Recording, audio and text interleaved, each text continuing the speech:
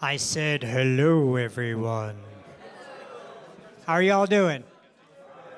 Thank you for waking up early at 11:30 for a panel at South by Southwest. This is going to be a great panel. We've actually got a full day class. I'll wait.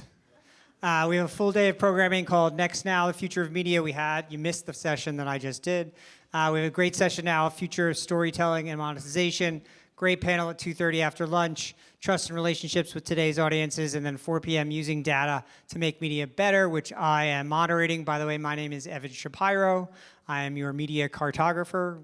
I don't know if that means anything to you, but thanks so much for coming. I'm really happy. First of all, I want to thank our two sponsors, VideoAmp, who is really revolutionizing the way we measure and monetize advertising here on video in the United States, and the sponsor of this panel, Amagi, who is revolutionizing the back end of all video across the planet Earth. One of the most important tech and platform players out there. Really grateful for them to being partners with us. One of their founders is actually on the next panel, so I'm grateful for that as well. And we've got an amazing panel coming up here. I'm not going to introduce everybody. I'm just going to introduce you to our esteemed moderator, CEO at Storytek Studios and the head of Can Next, Sten Christian Saliva.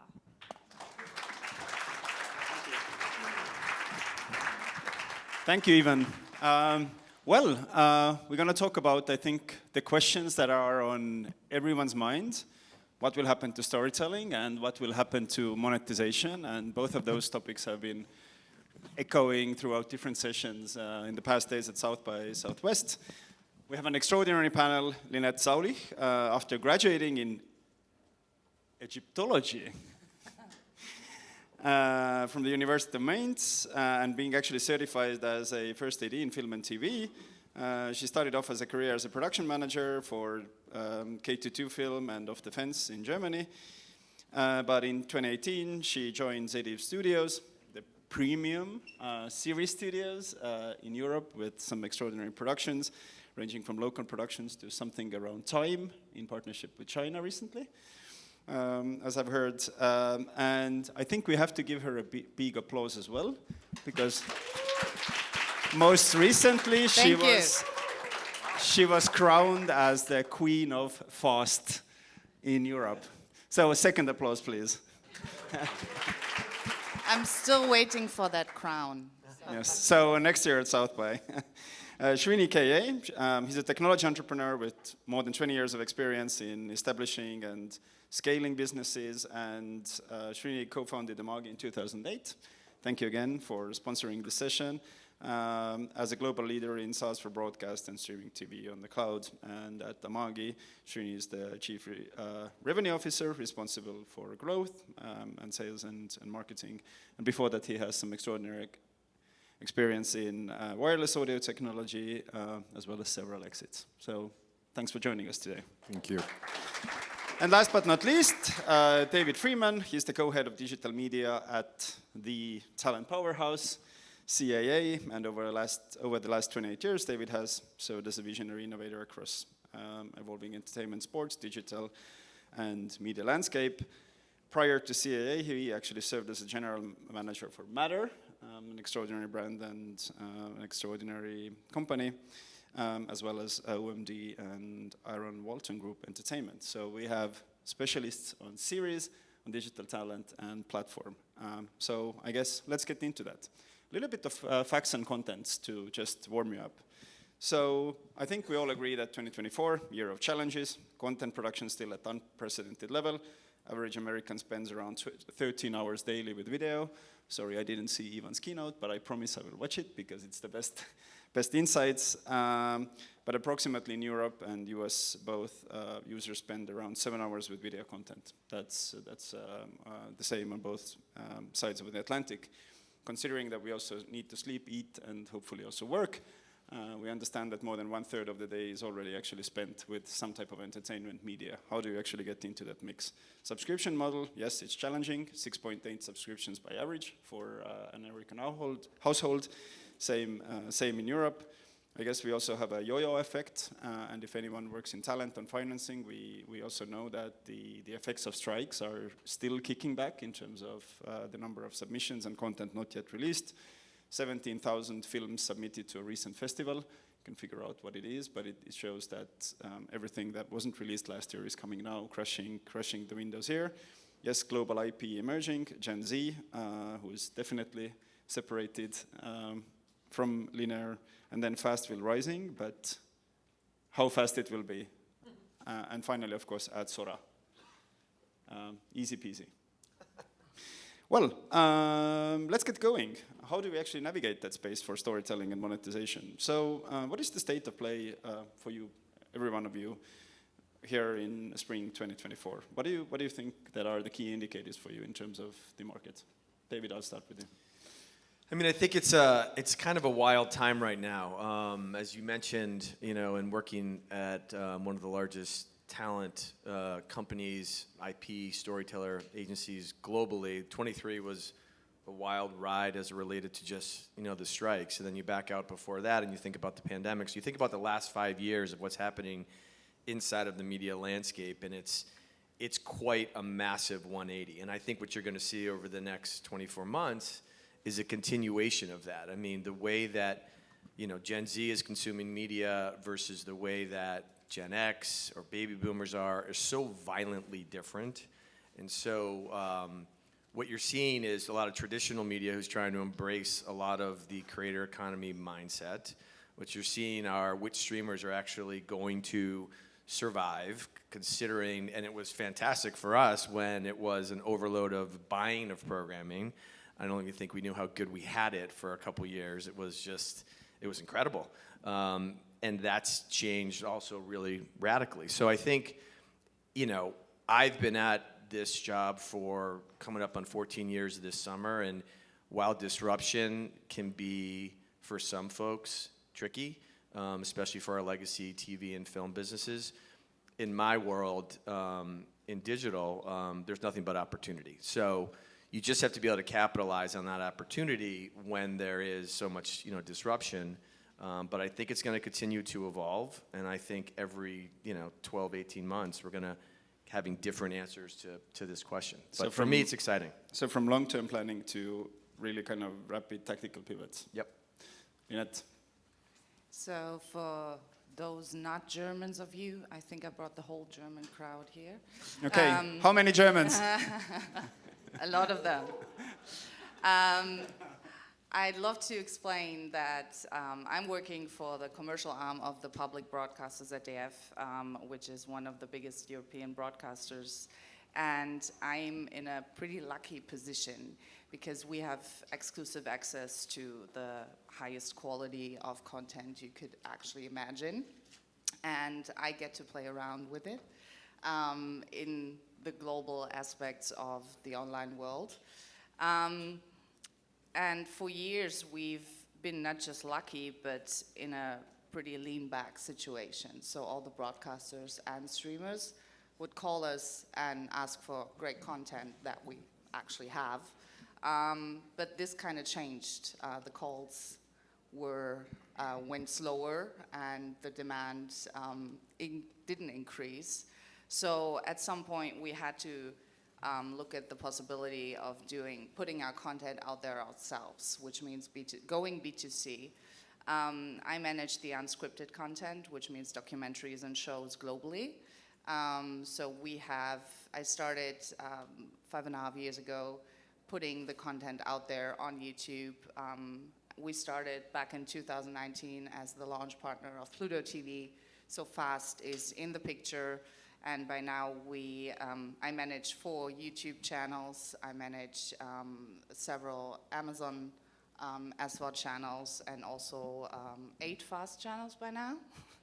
And we agreed on a 20-channel frame agreement with Samsung for Europe just last year. And I think even though the demand, it might come back again from the streamers and from the traditional broadcasters, I think we really need to focus more on what the user wants and go B2C. We're going to get into that user want in a second. Srini? If we were to think about 2023, I think for me, the big transformative change was that a lot of streamers, a lot of content companies went from being exclusive, having all their content in their walled garden, in their SWOD app, to becoming a lot more non-exclusive, looking at third parties for distribution. Netflix started doing non-exclusive licensing of content. Disney, after saying, hey, I'm going to pull out from Netflix, started licensing to Netflix. Warner Brothers Discovery. If you look at pretty much every major content house, they saw the need to go beyond their own direct-to-consumer app to third parties for distributing their content. That could be SWOD, that could be AWOD, that could be FAST. Of course, linear has always been third-party distribution. So in that sense, I think 2023 and 2024, a lot of it is going to be leveraging the content to get to as many audience as possible. I think content's natural state is ubiquity, rather than actually restricting it to just your own app, being able to make it available in everybody's app if possible. That'll be really, really good for the audience and really good for the content owners. And of course, FAST, which is where we play a really large role, has been growing massively. It's been one of the fastest growing segments within the media industry, growing at 20% plus. We have seen, if you had to think about how do I look at something like FAST, right? What metrics, what are the North Star metrics that you actually look at for something like FAST? One, am I growing the number of monthly active users year on year, month on month? If you look at today from a state of FAST perspective, more than 50% of people on average US audience today watch FAST at least once. So the reach has actually dramatically grown in terms of number of people watching FAST. 2, time spent watching FAST. Just last year, about 12 months back, if you go look at Nielsen Gauge, which is your digital TV audience metric, if you will, there wasn't one single FAST app in the entire Nielsen Gauge. Today, there are 3, and some of these FAST apps, viewership exceeds HBO Max. They exceed Peacock. They exceed Paramount Plus. We're starting to see FAST from a viewership perspective really taking a center stage in terms of both in terms of audience and engagement. 3, growing revenue per hour. Once you've got engagement, unlike SWOTs, the money that you make in FAST is directly proportional to the amount of time that the viewer spends and how much revenue can you make out of that. And that has been growing consistently as well. Last year, FAST was about $6.5 billion from a total revenue perspective globally. So starting to become material for a lot of our customers. Some of our customers were primarily social media companies, for example, have been able to leverage FAST today, getting more than 50% of the revenues just from the FAST side alone. And for some of the larger content studios, it is starting to become double-digit in terms of the percentage of contribution from FAST. And if you look at some of the large FAST platforms, Roku's and the Vizios of the world, you are seeing their ARPUs going up consistently, average revenue per user. Roku last quarter was about $40, give or take, right? Vizio used to be about $15 or $16, is now closer to $35 in terms of ARPU. So again, growing revenue, and we are seeing more and more shift of traditional linear TV ad dollars to CTV. That's driving a lot more growth as well. How do you keep the customer retention? By excellent question. With great content. Evan talked about this a little bit. It's scary at some level when you think about it, right? A lot of us are starting to watch a lot more older shows than the newer ones. I think it's also got to do with the amount of content choices available in general. I think a lot of us are overwhelmed by the content choices, and we are going back to something that we are familiar with, that we are comfortable with. So welcome back, long tail. Exactly. So that's driving some of the engagement as well. Great brands that we remember, people that we actually remember. We go back to that and say, hey, here's something that I can trust. I don't need to go search, experiment, try. Let me go to stuff that I know. I think that's kind of driving the engagement as well. Okay, Lynette, I'm going to throw it back to you. Great content. Audience and user centricity, right? Huge opportunities in there. We start understanding that FAST becomes a sidebar or a competitor to the subscription model for a variety of reasons, well, how do you ensure relevance and tractions, and what your strategy is? I think you need to understand what the user wants. This is all about Evan's user-centric era. So we kind of not only see it on FAST, but also on YouTube, on AVOD, on TikTok, that the user is not going to go in and follow whatever, Facebook. You still know Facebook. It was there back then, and now the boomers are still around. But the younger audience doesn't tend to go into a platform or a streamer to follow and actually subscribe to it. But they are where they want to be, and you need to find them where they are. So FAST is something that actually serves a need. FAST is usually not consumed, not used when you want to see a primetime show and switch on your TV and you know what you're getting, but rather I'm doing something, let me have my frame in the living room, do something while I'm doing whatever. So it's more of a background, lean back experience, and the good FAST brands actually serve that need. You see instantly what you're getting when the brand is good. You have a single IP show that you know for years, no matter the episode. You don't really care about the episode. So you see the brand, you see the different channels, you know exactly what you're getting, and you're going for it. And this is the same thing with, for example, TikTok. The algorithm feeds into what the need of the user is in that moment. And actually, TikTok converts you to your needs. You can see like a trailer or a little fact or something, and then you can actually go to see the long video on YouTube or on Netflix, or go to see that Spotify list, and it drives you where you want to be. And I think this is the main shift that you need to consider when putting your content out there. David, how do you see the kind of audience or user centricity coming into the talent space and kind of more of a digital entertainment space, what you're doing? Yeah, I mean, you know, it's been an amazing kind of 12, 13 years watching all these social platforms become, in my opinion, and I don't know, everyone tell me, like rivaling, you know, the numbers that you see on, you know, linear TV and streaming TV. I mean, we have over 150 clients who have over 100 million people following them. We have Ronaldo at 850 million, J-Lo at 350 million. I mean, this is insane. So no more insane formats, engagement. just talents. No, well, I just think it's not about no more formats, but I do think that talent as publisher, and you think about the, you know, the way that digital publishers were on the scene and were huge 5-6 years ago, and how many of them are struggling. And I think you're just going to see new formats on a lot of these social platforms. I mean, we recently saw with TikTok, anyone know Risa Tisa and what she did recently, and she's now a client of ours to think about how do we take a format that exploded on TikTok and leverage it across traditional, right?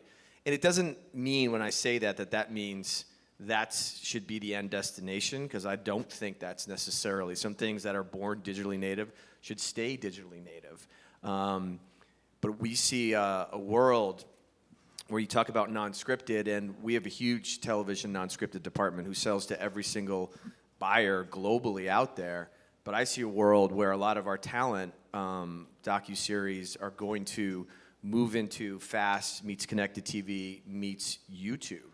And Evan and I spend a lot of time talking about this because our talent are starting to understand that not being told by a network or programmer what the creative should be, not being dependent on whether or not they're going to get a second season, and ownership today is extraordinarily valuable, right? And if talent, to a certain degree, is at the middle of that, and when I say talent, I say it broadly, not just in front of the camera, but the folks who are creating the content as well, production companies, I think people are going to start to understand the power of what it means to own their own content and not just be at the whim of the streamers, who we will happily and forever sell to because it's part of our business model. But part of what my job is to look ahead, and you look at Gen Z and you look at Gen Alpha, and I've got two boys at home, 16 and 14, and like they are just the way that they consume media, going from YouTube to Roblox to Fortnite, back to Netflix, and then doing it all over again, and then onto TikTok. I just don't think a lot of traditional media executives are catering to that audience the way that we need to be today. Lynette, how do you build a strategy in this environment? One of the things when we were prepping for this panel you said is that you have to know every channel. How do you build a strategy? How do you build a team? How do you build insights in order to exactly have very large volumes of content on fast and everywhere, but then actually almost hyper-personalizing it to everyone? So I guess you have to get to know the landscape of every single scope, like the AVOD area globally it's like hundreds of platforms. You need to know where they are. You need to know who can watch them. Same with FAST, same with SVOD. So I think the easiest way to understand where the user is, the way the user consumes the content is to understand where's the entry point. So when you switch on your TV, which TV do you have? Do you have a Samsung? Do you have an LG? Do you have a Roku powered device? What is your entry point? And from that, or the telcos, you have the set-top boxes in Europe still. So you need to understand the entry points of where the user starts to watch, and then you need to really focus on seeing that development, because I told you that earlier, but I'm predicting that the apps are going to disappear at some point. So the UIs are already drawing the content out of the apps into the first UI. So at some point, you're going to consume your content like right when you click on your TV. So what is that going to do to the industry? What is that going to do to the landscape?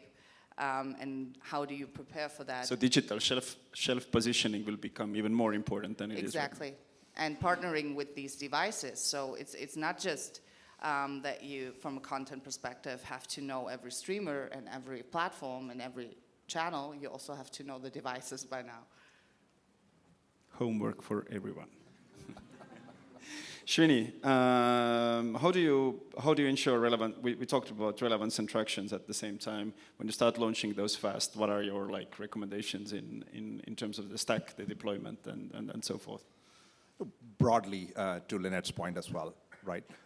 Working with the OEMs, the fast services, specifically with respect to fast, for instance, is going to become more and more critical. One, where are you placed within the guide or within their service? Two, how well do you get promoted within the service to get discovered there? And I think as we start, as more and more choices come through, I mean, fast is going towards a world where you're going to see a lot more personalization of content as well, where everybody is going to see a different lineup, EPG.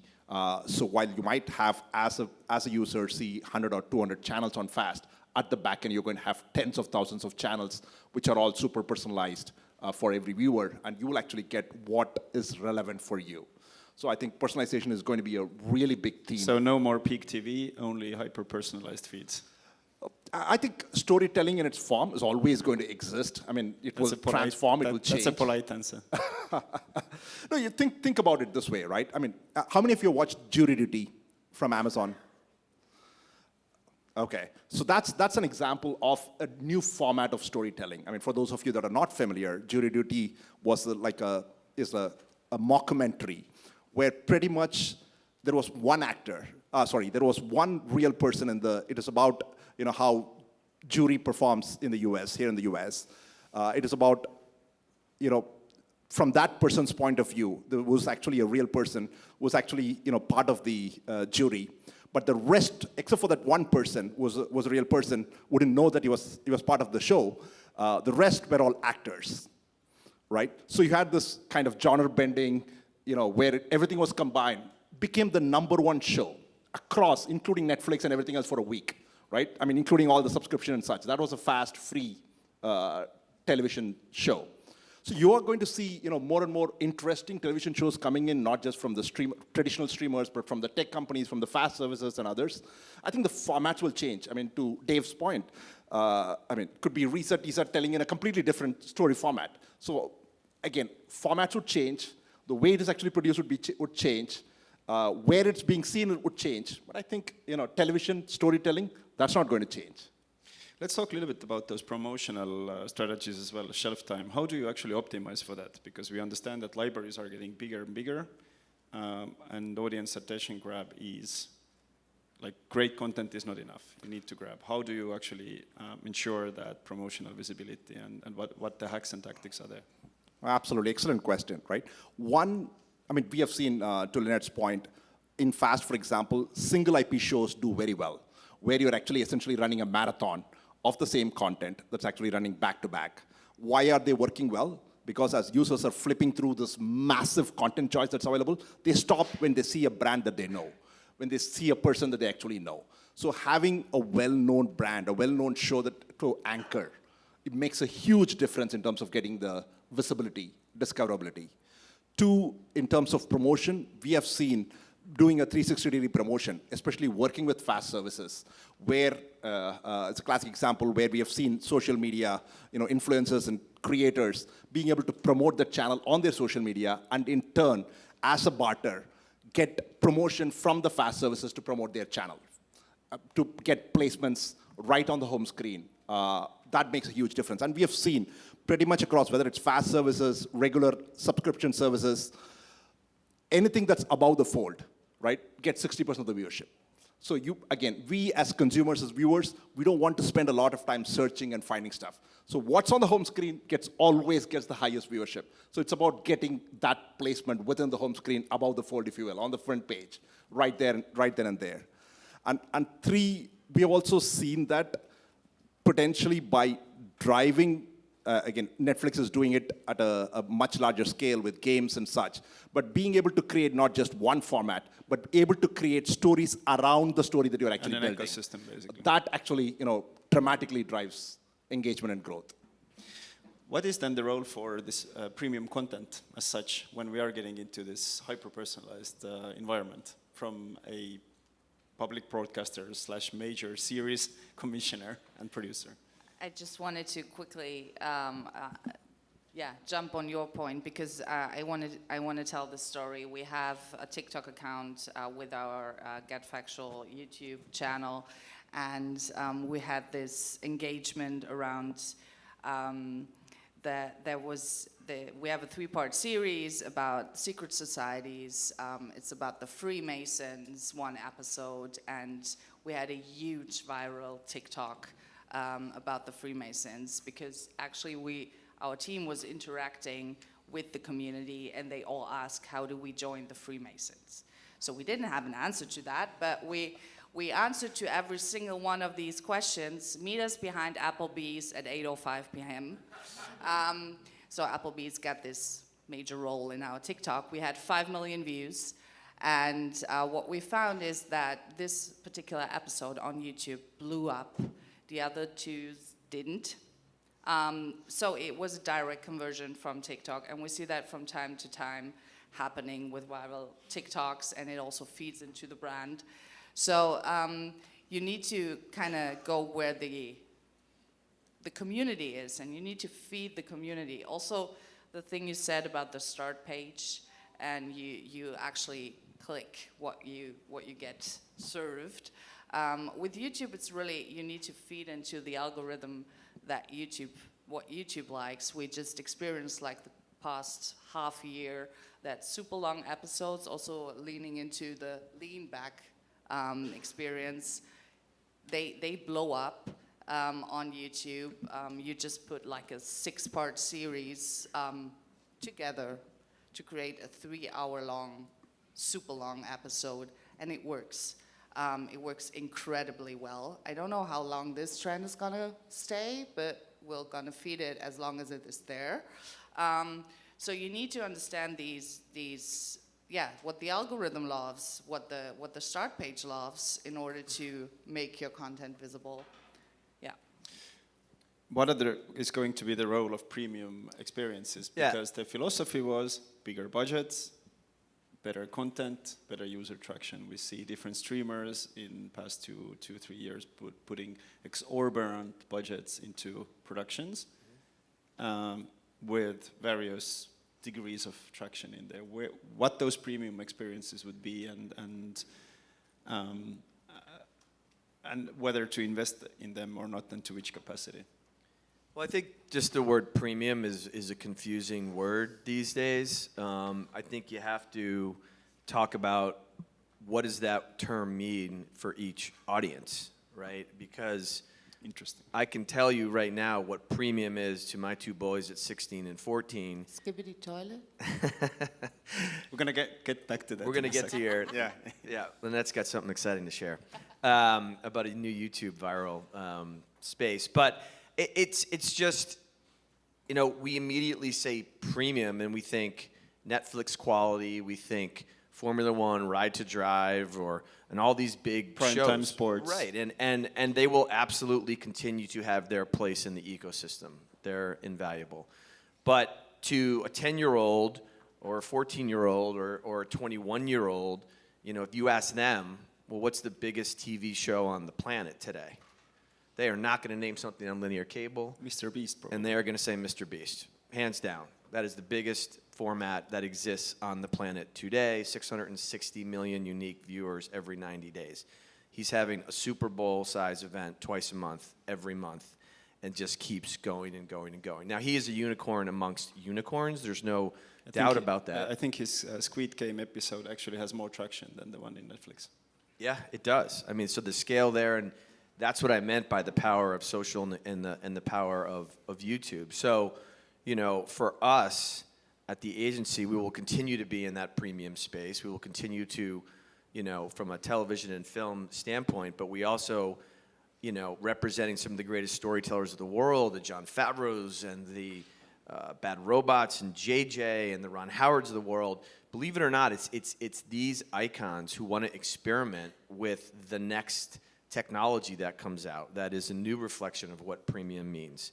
And yeah, I'll be the first to say it on this panel, and I don't know if we're going to get into it, but then you think about how does AI play against premium, right? And how does what Apple Vision Pro play against premium, right? And I could sit up here for a long time and talk about all these different areas that are going to be exploding over the next couple of years. So I just think it's really about audience to me, because what I think is premium is very different than what my 16-year-old thinks. So here's a kind of a follow-up in there. We all understand that those new power talents, because I don't want to say creators because it seems a little bit derogatory, because they have extraordinary audiences and quite often the content is in par or even higher quality that you would get on a primetime television. What is, from your perspective, is there a desire or a kind of an impetus for those creators come into the traditional space, what we still consider it to be? No, it's an interesting question. No, it's a great question. I only hesitated because we used to think that back in 2012, 2013, it was, oh my God, how do we take these endemic digital creators and move them into traditional media? And I used to buy that. I was like, okay, we've got this massive audience here on YouTube and Facebook, and let's figure out how to bring them onto MTV. Let's figure out how to bring them into their, you know, Discovery show. And I think what we found out really quickly is that, you know, I'm not going to say it doesn't work. And yes, Mr. Beast, just as we all probably read, got a $100 million deal from Amazon to do a show there. And I think that will work, but I think they're far and few between. I think that a lot of these digital creators, and we represent about 160 of them, have realized that going from digital to traditional isn't necessarily the end goal, and that a lot of these audiences are going to be much more comfortable staying in that digital endemic environment.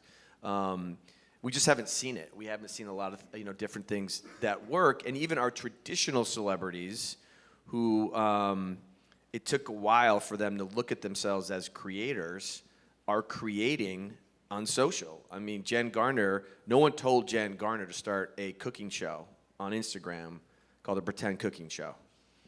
We didn't ask her to do it. She wasn't paid economics. This is just her hobby. This is her passion. This is what she wants to do. We love that situation because we have the data. We've got a superstar who's really created a non-scripted show on Instagram, and we get to now go out and monetize that, and we did a massive deal for her with KitchenAid. But there's a lot of examples like that are popping up where, again, creators in the traditional space, and even endemic creators, I think that the traditional talents following endemic creators of creating their own formats that they know are sustainable for their audiences. So brands in the authentic space that fit for the particular format. Lynette? So we had that phenomenon in Germany called Seven versus Wild, which is a YouTube show, kind of reality show, and it went super viral on YouTube for the first 2 seasons, and Amazon Freevee picked it up for the 3rd season to have it exclusively on Amazon Freevee as a premiere, and then afterwards on YouTube. And I think this worked because Amazon Freevee is not that far from YouTube when it comes to experience. I don't think that it would have worked the same way if you would have to subscribe for it or on a traditional linear channel because the audience doesn't really go there. But moving them from YouTube to Freevee worked because of the both similar natures. When it comes to phenomenons like Skibidi Toilet, have you heard of Skibidi Toilet? No one has? Okay, 3 arms, okay. I came across this toilet through my 7-year-old. He was talking about it all the time. I looked it up on YouTube. It's a viral Gen A YouTube phenomenon that went to spread from YouTube Shorts to Roblox, Minecraft. Everyone is fighting toilets with a head coming out of them. I don't really get it, but I have no choice. I'm a mom. So I actually bought him the stuffed toilet. I baked a toilet cake for his birthday in February. But this is the kind of phenomenon you don't really understand from a different generation perspective, but you can't really ignore it because there's a whole generation jumping on it. And we try to dive into these kind of IP-based experiences, for example, with one of our most successful live action show from our kids genre, H2O Mermaids. There was a Roblox game, not created by us, but the community about this IP. So you actually had the community there on Roblox, and now we fed into that and built our own game around that IP. So we actually managed to get that audience as well. And I think this is where you need to look at in the future in order to get these young audiences. One question I have is, to your point, Sten, what is traditional and what is digital? So when you're talking about saying, hey, will any of these digital creators get to traditional? I think that line is blurring, right? Today, more than 50% of YouTube is actually watched on big screen on your connected TV. When you think highest growth of YouTube in exactly. all verticals. I saw a survey that said from TikTok that said 60% of TikTokers say that they actually find content on TikTok that they actually watch on connected TV, regular TV. So it's all blurring. Mr. Beast has a fast channel, right? The whole bunch of creators are actually doing fast. YouTube actually has a fast friend porch that they're actually trialing. So where does traditional begin and end? Where does digital begin and end? I think that's all blurring. At the end of the day, it's about storytelling, different ways in which we'll consume. And I think good stories will transcend boundaries. Doesn't matter where they are. IP centricity. Let's talk a little bit about, if we got into the toilet case already, then let's talk about Gen Z and Gen A. What are the strategies in those verticals right now? Gen Z, I think it's really interesting to see that there is a sort of a presumption that Gen Z are like those kids somewhere, teenage kids playing Roblox and Minecraft and Dota and maybe something like this. Well, it turns out to be that Gen Z is already 27 plus, which means in a few years they are the core of the society. How is the talent space and experience space for you changing in that regard? And can you pinpoint a few trends or areas to focus on, understanding that this audience will be the core audience? Yeah. And very soon, not in 10 years, but tomorrow. Right, but even in 10 years, when that 27-year-old's now in a media executive position at 37, I think that's when some of the massive shifts are going to really happen, because you still have, folks that are Gen X or Gen Y that are making their own decisions based on things that they like versus really understanding what the mindset of Gen Z is. And a few of us have mentioned, the power of Roblox, the power of Fortnite. That's that mindset and where massive community is really aligning is in those ecosystems.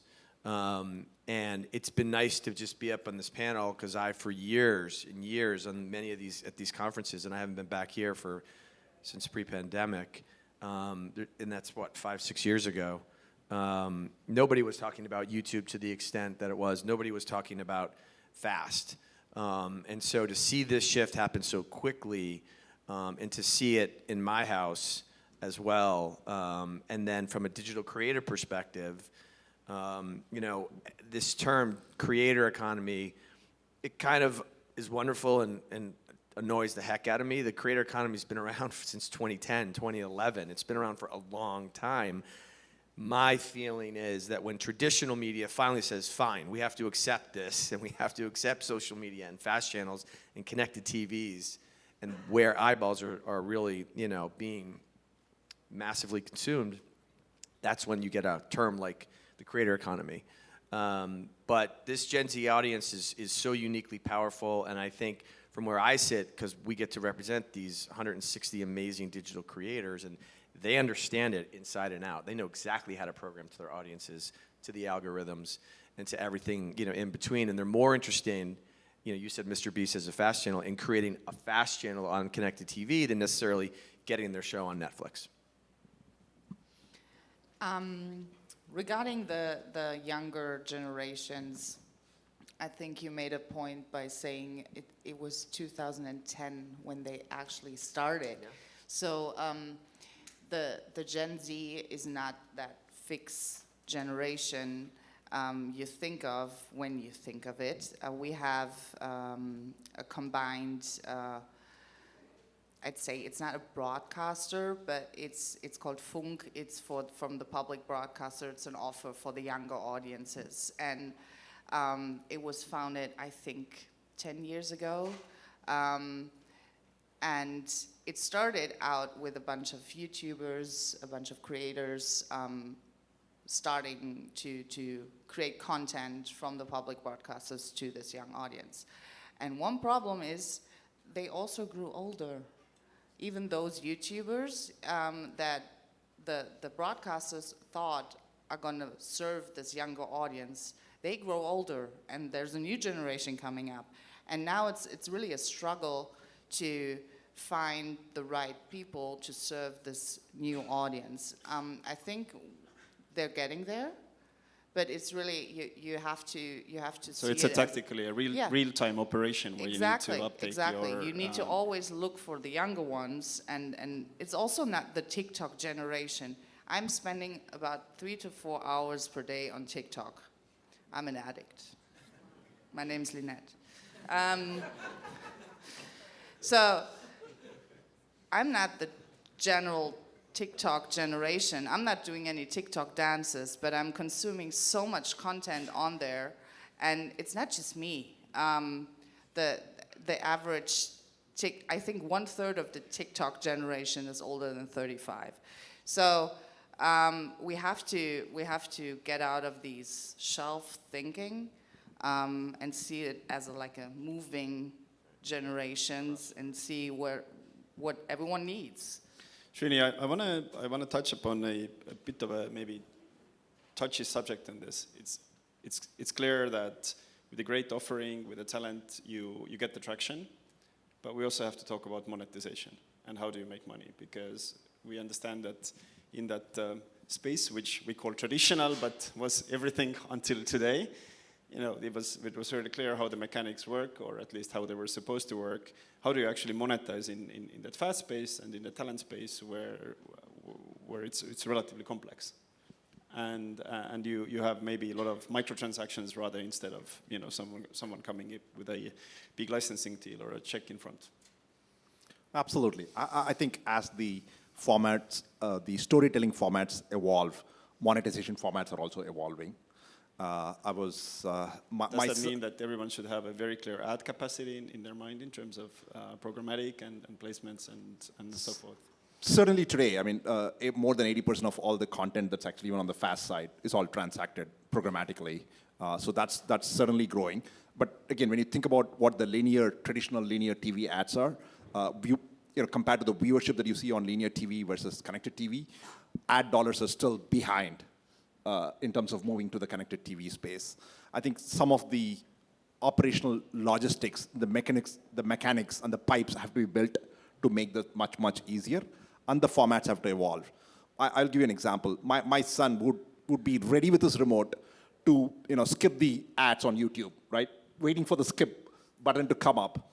He was sitting there and watching Mr. B's Feastables show, right? Where he was actually talking about, this was a nice story about creating ads for Feastables. So this was an ad, this was a story about an ad that you would actually spend 10 minutes watching, as opposed to skipping through. Meta ads. Exactly.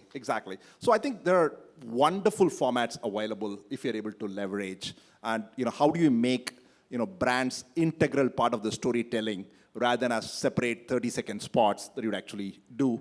I think that's one of the biggest areas of growth from a monetization perspective. Guess what my son has to bring us souvenirs from United States? Starts with an F. Oh, and it's Feastables.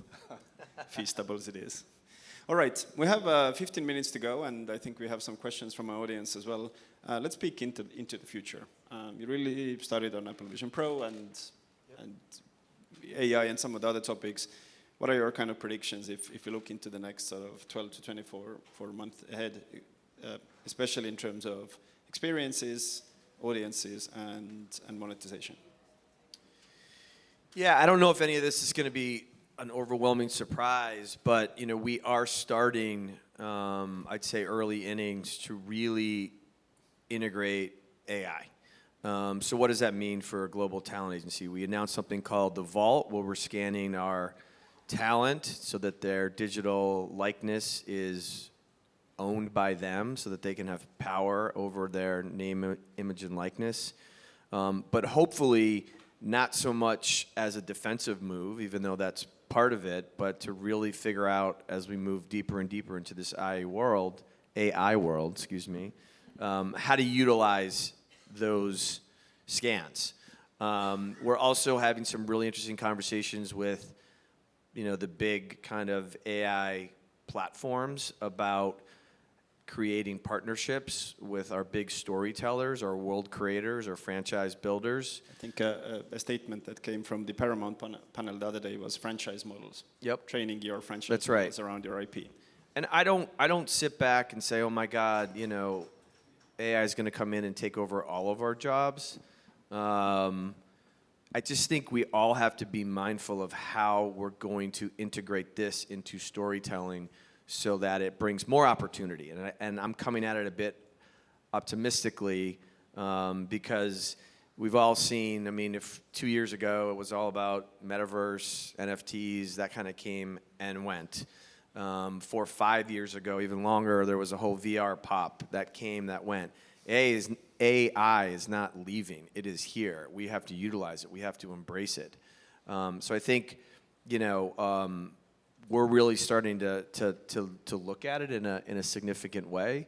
And then on the immersive XR side, I think it's slowly coming back. I said it was kind of, we all tried that VR movement with HTC and Daydream, and you had all this stuff out there in terms of VR, but we're starting to see the Apple Vision Pros who are commissioning content, and there's going to be more and more of that. Obviously, MetaQuest still dominates that space, but I think it's going to get better. I think people are going to be excited about it, and I think once we have native content inside of those devices, it's going to be a whole new kind of way of delivering stories. Srini.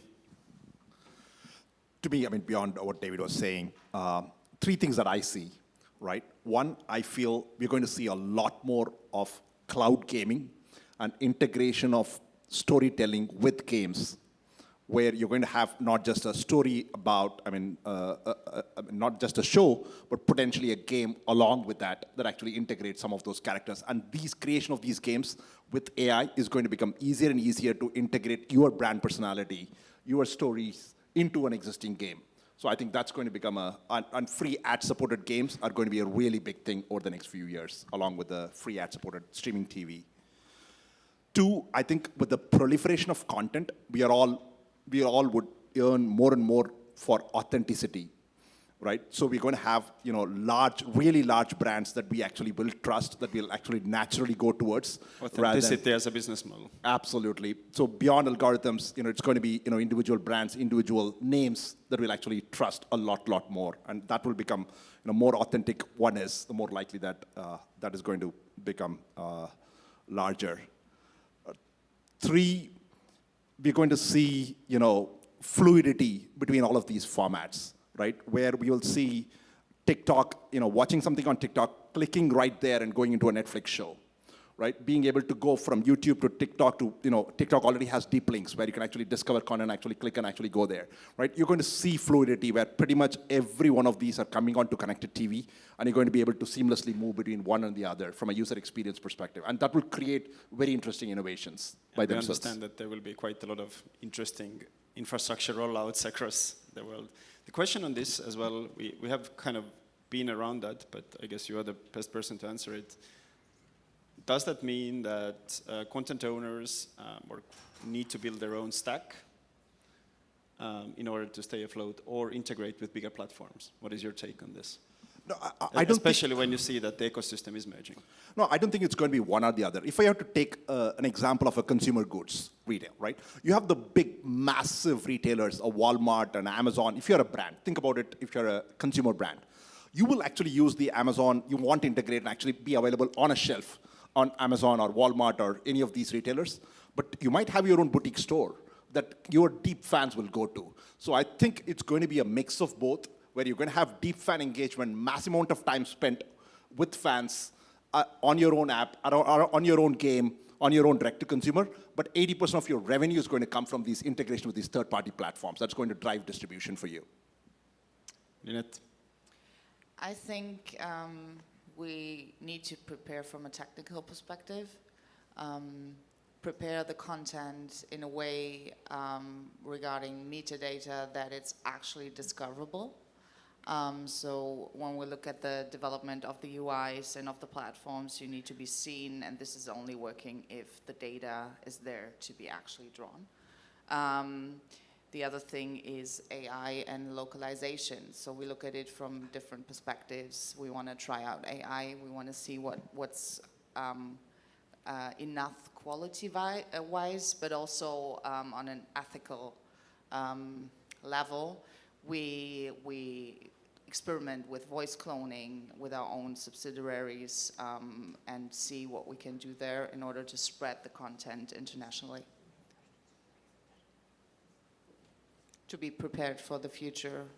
And we know that Spotify and YouTube have in beta both of those features already. All right, questions? Hi, hello. Thank you very much for the panel. And the microphone Very is interesting. back over there. Yeah, back here. Well, my question connects exactly with the AI dubbing, which is we have a interesting mix in this panel. So from the perspective of talent rights, from consumer engagement and scalability, what is your opinion on the AI dubbing for international rollout?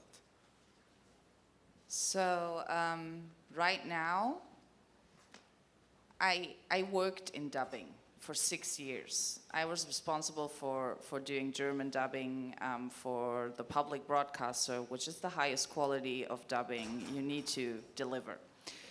And in my personal opinion, the AI is not where it could be yet when it comes to quality. So I'm really picky. People in the audience know about choosing the right partner and the right way to do it. I think long term, it's gonna make super sense to go with AI dubbing, but not in a way that kind of dismisses the artists and the narrators, because you still need these human voices to deliver the kind of emotion you want to have with high quality content in order to make it nice to watch and actually be watched. Hi, my name's Jonathan. I'm here with Paco Collective. We're an inclusive marketing agency in Chicago.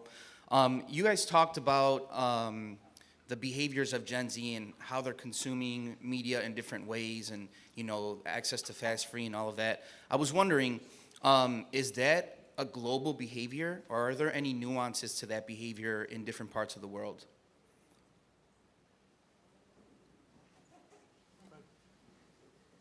I think there's no global behavior at all. Every territory has its own developments, cultural differences, and you need to look at every one of these territories to be successful in the market.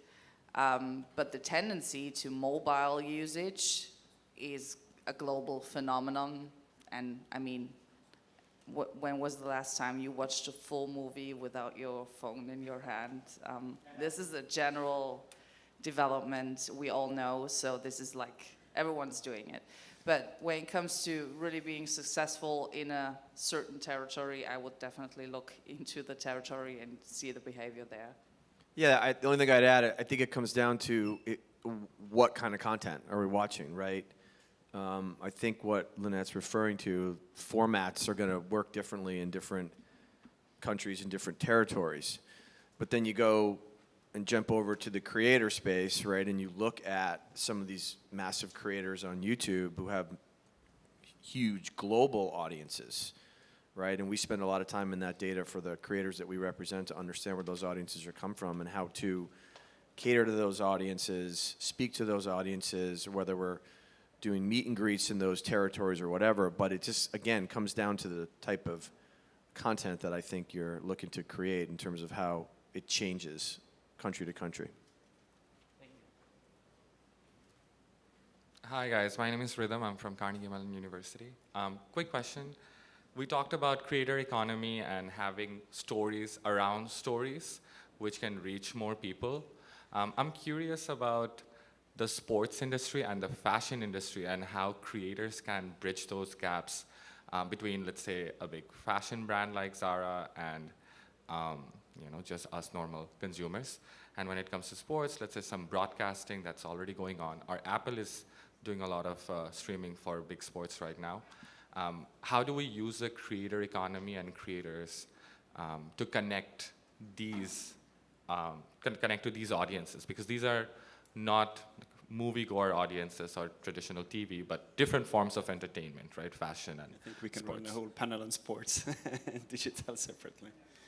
Yeah, I mean, there's endemic sports creators, right? I mean, we represent Dude Perfect as an example of a native endemic group who has a massively scaled global audience. And then, you start to think about, we have a massive sports and athlete business as well, and they're really engaged from thinking and acting like creators. Even some of our New York Knicks players recently have started their own YouTube channel, and a lot of our athletes are thinking about podcasts and just being in that creator ecosystem, and same thing with fashion. I mean, we have a lot of amazing influencers who are in the fashion space. One of them name is Meredith Duxbury, who started as a beauty creator and is now moving into fashion. She's on all the major runways. But that intersection of sports and fashion is fascinating. That intersection of fashion and gaming is even more interesting, and seeing what's happening between gamers and fashion as well. So, but you're right, we could spend a whole hour just talking about the sports space and how all these leagues are trying to figure out how to engage Gen Z and Gen Alpha, because they're struggling there. We can have a last question, and then the speakers are available later, I guess, at the back. Hello, greetings. I wanted to see if you could talk a little bit more about revenue streams, because as we sort of get into this complete fractured sort of multitude of platforms and micro audiences that advertisers are not necessarily going to pay a lot for individually? Are we looking at an environment where we have to be comfortable with our revenue coming in a bunch of different little buckets and hopefully adding up, instead of our the long-standing comfort of, like, affiliate fees paying us a big chunk of money every year? So is that the kind of model that we need to sort of be comfortable with? So we are seeing two things, right? One, good brands are able to sell that as a whole to advertisers, Bundling. not necessarily as individual micro audiences, but saying here's the larger bundle. Here's reach the that I'm able to bundle, provide through multitude of platforms. Yeah. And two, also be able to leverage platforms' own monetization capabilities. Each of these platforms, by aggregating these audiences, are able to go to advertisers and actually demand a premium. I think both of these routes are available, and we are seeing only increased monetization through these multitude of platforms. Yes. And on that lovely note, thank you, Lynette, Srini, and David. Thank you. Thanks, everybody. Thanks, panelists. Thanks, Sten. Thanks, Amagi, for sponsoring this section.